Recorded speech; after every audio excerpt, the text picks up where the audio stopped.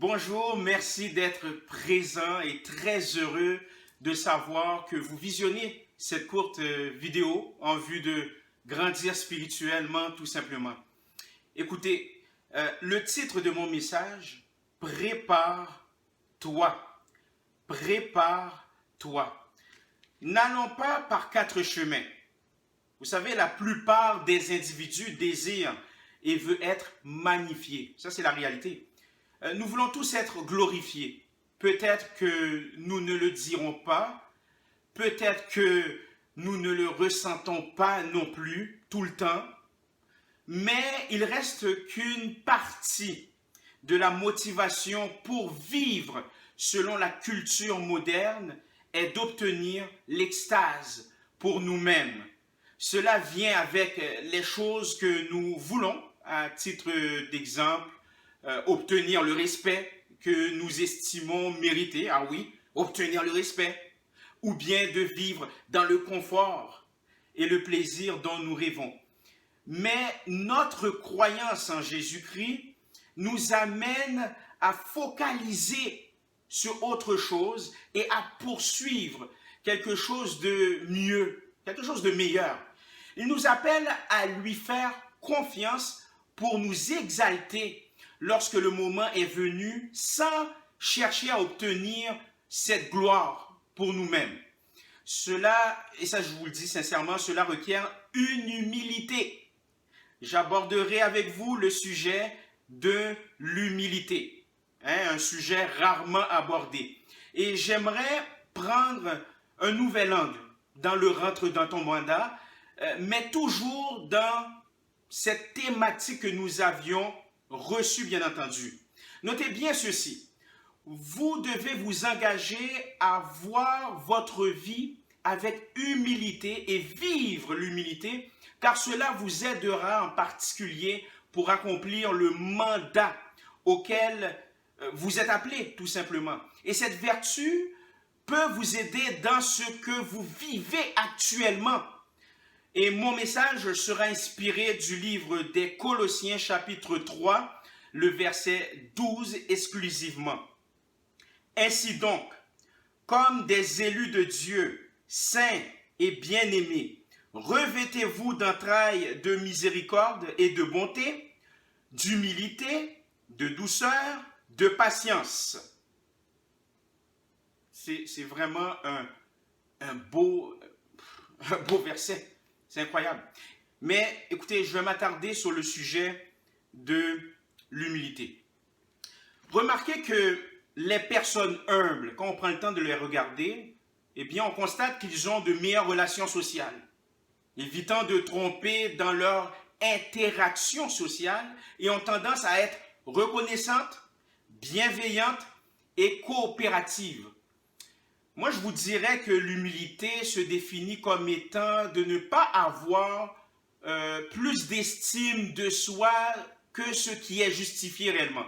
Ou en d'autres mots, pour le dire vraiment rapidement, de ne pas se surestimer.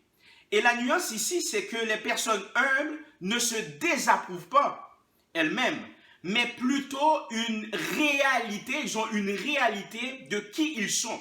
Vous savez, sûrement remarqué que nous vivons dans une culture où l'on nous dit constamment que nous devons nous promouvoir. Et aujourd'hui, les gens cherchent le buzz. Ils cherchent le prochain buzz.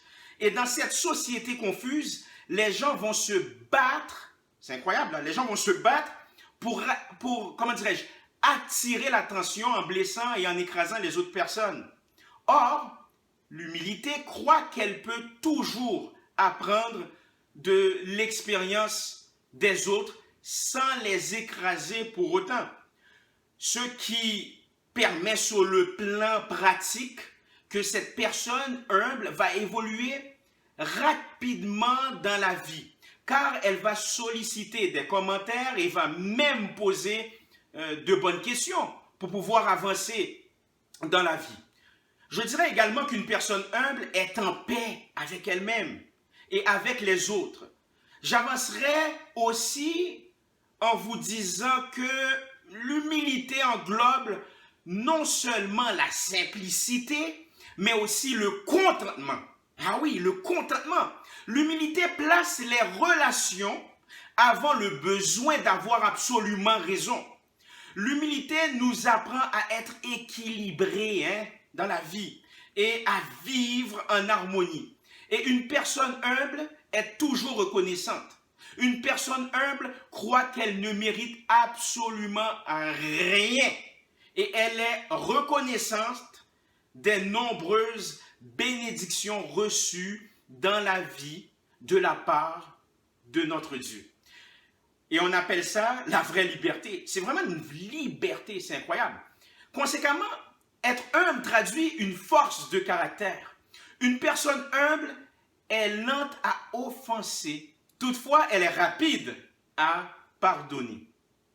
L'humilité rend la personne consciente de la grâce qu'elle a reçue et n'hésite pas à étendre, n'est-ce pas, à étendre cette grâce aux autres.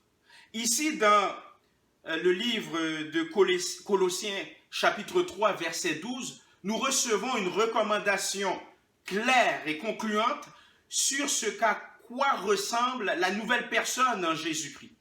On nous dit comment vivre la nouvelle vie en Jésus-Christ et à quoi ressemble cette vie restaurée.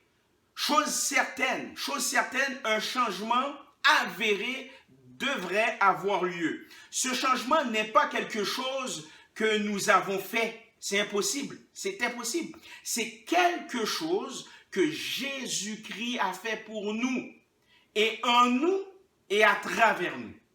Et en prenant le temps de lire et en étudiant ce passage, nous devons nous rappeler que la Bible n'est pas un livre axé sur des personnages bibliques.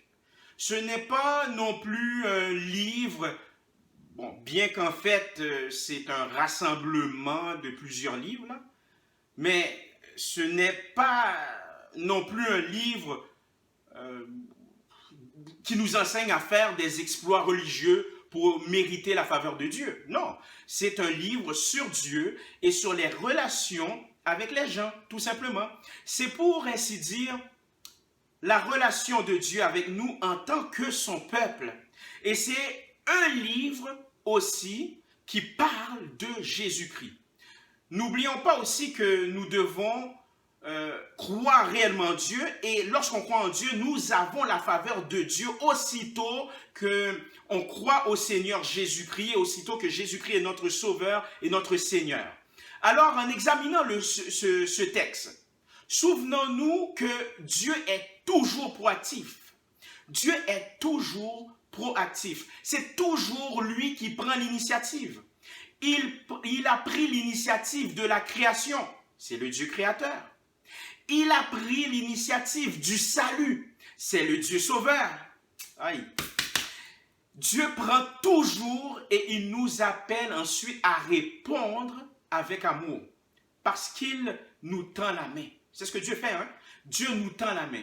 Donc, au prime abord, nous sommes privilégiés d'avoir la faveur divine. Paul commence par nous rappeler que Dieu nous a choisis. On n'est pas n'importe qui. Dieu nous a choisis, signifiant que nous jouissons d'une position de faveur unique avec Dieu. Alors, nous sommes des êtres mis à part, mis à part du péché, mis à part de la philosophie humaniste. Donc, mis à part pour Dieu. En vue de quoi? En vue de quoi? La raison est fort simple. C'est parce que nous sommes la création unique de Dieu. Ainsi donc, nous sommes son peuple, choisi pour démontrer la réalité au monde dans lequel nous vivons, qui est Dieu. Nous avons été choisis pour être différents et faire la différence également dans notre milieu, afin que les autres puissent voir sa puissance, sa gloire en nous. Dans cette démarche, il nous a restaurés pour démontrer sa puissance au monde qui nous entoure. Donc, si vous êtes chrétien, ne laissez personne vous dire que vous êtes maudit, car ce n'est pas vrai. Oubliez ça, ce n'est pas vrai. Paul avait écrit à l'église de Rome, en formulant, donc je vais le dire dans ma phrase, qu'il n'y a aucune condamnation pour ceux qui sont en Jésus-Christ. Donc je ne suis pas maudit. Vous n'êtes pas maudit. Maintenant, pour ceux qui désirent cette nouvelle vie, soyez rassurés que Christ n'est pas venu pour vous maudire, mais pour vous bénir. Maintenant, non seulement nous sommes mis à part pour Dieu, mais nous sommes aimés de Dieu. Cela signifie que Dieu nous aime et veut le meilleur pour nous. L'auteur de la lettre aux Colossiens nous invite à être humbles. Cela signifie que nous devons avoir en vue cette humilité et aussi une vue modeste de nous-mêmes, sachant qu'il y a quelqu'un de supérieur qui est au-dessus de nous, à savoir le Seigneur Jésus-Christ. Parce que ce dernier a fait preuve d'humilité jusqu'à ce jour. Écoutez, l'humilité démontre qu'elle est étroitement liée à l'intégrité, au courage, à un leadership fort, à de meilleures relations, à l'apprentissage et à la maîtrise de soi. C'est incroyable. À la maîtrise de soi. C'est ça l'humilité. Une personne humble est enseignable. Si Jésus s'est humilié jusqu'à mourir sur la croix, nous devons, nous aussi, aspirer à cette humilité. Comme je vous l'ai mentionné au début de mon message, être humble traduit une force de caractère. Il est manifeste que l'humilité nous aidera non seulement à atteindre nos objectifs dans la vie, parce que nous avons tous des objectifs, mais également à réaliser le mandat de Dieu dans nos vies aussi. Ça nous aide également à passer à travers les vicissitudes de la vie, comme les combats spirituels, les épreuves, et bien entendu les déceptions, etc.